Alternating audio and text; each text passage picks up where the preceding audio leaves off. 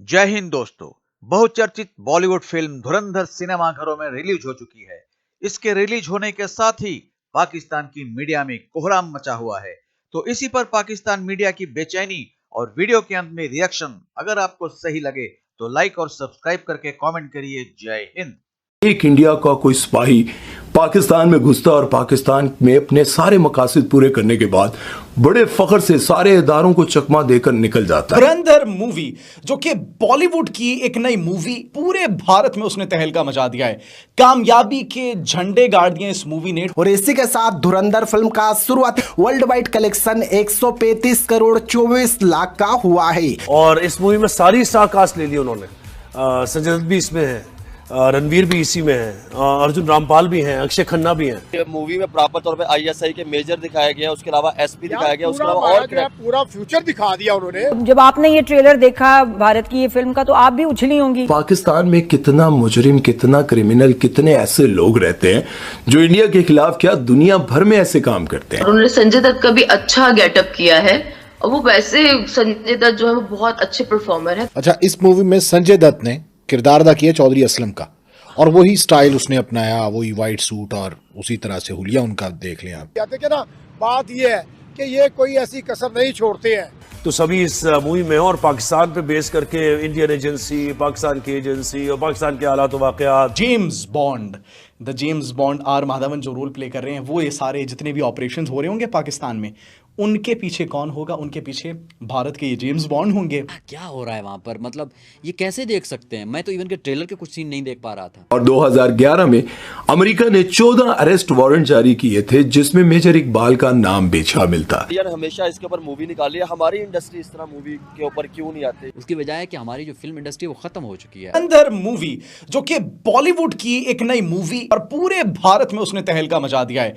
कामयाबी के झंडे गाड़ दिए इस मूवी ने ट्रेलर के आते साथ ही। लेकिन इसके पीछे जो हकीकत है, कौन से किरदार को कौन सा रोल दिया गया है, उस रोल के पीछे क्या हकीकत है, पाकिस्तान से जो एसोसिएट करने की कोशिश की गई है। सबसे पहले मूवी की बात करते हैं कि एक्चुअली मूवी में किस किरदार को किस तरीके से दिखाया गया। इलियास कश्मीरी का रोल दिया गया है मेजर इकबाल को, जो कि मूवी में है। मेजर इकबाल मूवी में दिखाए गए हैं, इलियास कश्मीरी के रोल से उनको जोड़ने की कोशिश की गई है, जो कि मुंबई ब्लास्ट के पीछे ये कहते हैं थे, और फिर इसके साथ साथ कहते हैं उसामा बिन लादेन का सक्सेसर भी उसको दिखाया गया। और मेजर इकबाल के हवाले से ये कहते हैं कि he was the most dangerous man on earth. फिर इन्होंने रिपोर्ट्स वगैरह दिखाई हैं, ब्ला ब्ला ब्ला, दिस एंड दैट, और इसको आईएसआई का एक एजेंट बनाकर जो है वो प्रेजेंट किया है। अब नाज़रीन, रहमान डकैत, लियारी के रहमान डकैत को इन्होंने मूवी में दिखाया है और एक ऐसा खौफनाक रोल उनको दिया गया है कि वो बच्चों को जो है वो दहशतगर्द बनाते हैं और शक्ल से बड़े मासूम शरीफ लगते हैं लेकिन अंदर से शैतान है। फिर वो सारी पॉलिटिक्स बीच में दिखाई गई है और साथ ही साथ हम रहमान डकैत के साथ जो इन्होंने स्टोरी लाइन बनाया है, जिस तरीके से रहमान डकैत को इन्होंने पोर्ट्रे किया है और फिर उसके बाद एंड पे उसका जो अंजाम बताया है और दिखाया है, एसपी असलम शहीद उनको भी दिखाया गया है और उनका रोल जो प्ले किया है इस मूवी में, धुरंधर मूवी में, वो संजय दत्त ने प्ले किया है। और उनके हवाले से कौन नहीं जानता, कराची में दहशतगर्दी के ख़िलाफ़, टेररिज्म के ख़िलाफ़ और साथ ही साथ गुंडागर्दी के ख़िलाफ़ जिस तरीके से उन्होंने कार्रवाइयाँ की, दैट वाज ट्रूली रिमार्केबल। और आज भी पूरी कौम उनकी शुक्रगुजार है, पूरी कौम उनकी मकरूज़ भी है, कराची भी उनका मकरूज़ है। जिस तरीके से कराची से उन्होंने तमाम तर गुंडागर्दी का और वह दहशतगर्दी का जिस तरीके से खात्मा करने के लिए हथियार उठाए थे, तो दैट वाज ट्रूली रिमार्केबल। उनके रोल को किस तरीके से दिखाया गया, उनकी एंडिंग क्या हुई वो तो आप सब जानते हैं, लेकिन उनको किस तरीके से पोर्ट्रे किया गया है वो भी आपको हम बताएंगे। अगले रोल, अगले कैरेक्टर की तरफ मूव करते हैं, that is Ranbir Singh. Ranbir Singh movie में आए हैं और रणबीर सिंह को मेजर मोहित शर्मा का किरदार दिया गया है। मेजर मोहित शर्मा ये वो मेजर है भारतीय फोर्सेस के, आर्म फोर्सेस के, जिनके मुतालिक कहा जाता है कि मकबूजा कश्मीर में उन्होंने जो एक कश्मीर को पाकिस्तान हासिल करना चाहता था, एक बड़ी मुनज़्ज़म मनसूबाबंदी की गई थी। वहाँ पर 2 दहशतगर्द भेजे थे जो कि कश्मीर को पाकिस्तान का हिस्सा बनाने के लिए गए थे, दिस एंड दैट। और उसके बाद उनके उस प्लान को नाकाम बनाने वाले, सबसे ख़तरनाक एक मिशन को एकम्प्लिश करने वाले मेजर मोहित शर्मा को इन्होंने रणबीर सिंह का रोल दिया है और रणबीर सिंह इसमें उनका किरदार जो है वो अदा कर रहे हैं और ये इन सब को आपस में लड़वाने वाले हैं। इलियास कश्मीरी को, रहमान डकैत को, एसपी असलम असलम को। और आगे आगे अगले कैरेक्टर की बात करते हैं, मैं ज़्यादा एक्सपोज जल्दी से नहीं करूँगा। अजीत दोवल का किरदार जो दिया गया है वो दिया गया आर माधवन को।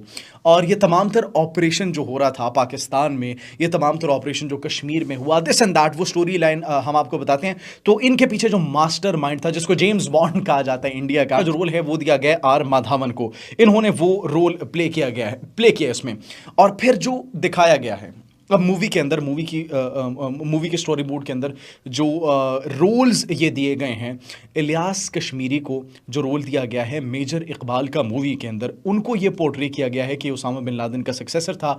He was the one behind Mumbai blast के पीछे, मुंबई अटैक्स जितने भी हुए थे उनके पीछे ये मुलव्विस था।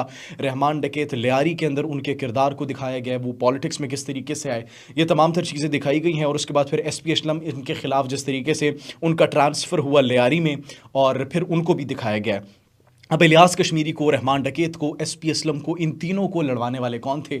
उनको लड़वाने वाले मूवी के अकॉर्डिंग मेजर मोहित शर्मा, रणवीर सिंह थे। वो इन तीनों को आपस में लड़वाएंगे और लियारी के अंदर वो जाएंगे। एक कंट्रोवर्शियल सी बीच में खातून भी दिखाई गई है, वो अमूमी तौर पर ये कहा जा रहा है कि वो होंगी जो रहमान डकैत है उसकी बेटी होगी। इसकी वजह है कि हमारी जो फिल्म इंडस्ट्री वो ख़त्म हो चुकी है, और हमारे जो भी अभी भी जो कहानियाँ थोड़ी बहुत हमारे हम देख रहे हैं, जो ड्रामा इंडस्ट्री है जो भी है, वो सास बहू, मोहब्बत, शादी, प्रेगनेंसी, इन चीज़ों से कब निकलेंगे हम कोई एक्चुअल कहानियाँ क्यों नहीं दिखा सकते? अब मैं ये नहीं कह रहा हूँ कि रहमान डकैत हो या SP चौधरी हो या इवन के लाहौर की कुछ कहानियाँ हैं, बहुत सारी कहानियाँ हैं।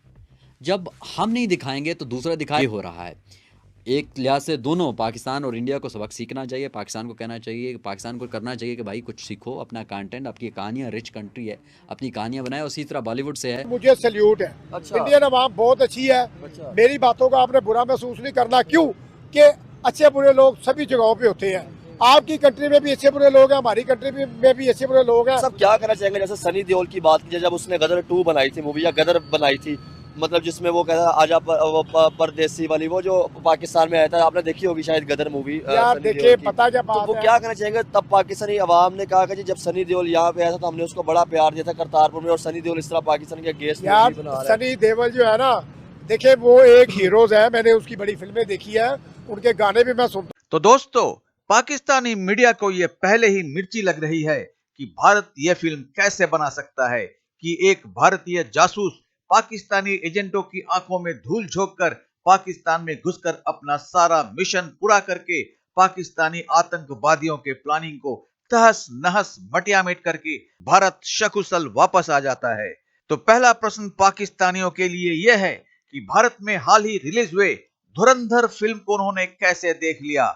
उनकी सरकार की तरफ से भारतीय फिल्मों का पाकिस्तान के सिनेमा घरों में दिखाना तो गैर कानूनी है।